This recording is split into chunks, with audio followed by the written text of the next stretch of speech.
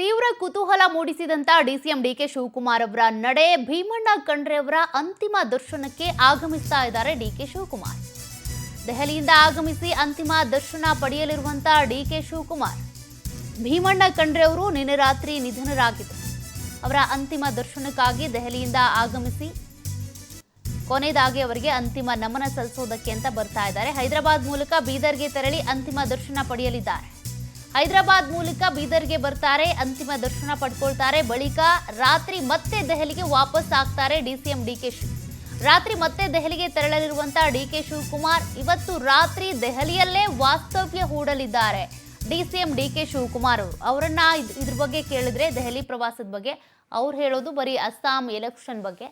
But ನಿಜಕ್ಕೂ ಏನು ಚರ್ಚೆ ಆಗ್ಬೋದು ಅನ್ನುವಂಥ ಕುತೂಹಲ ಇದೆ.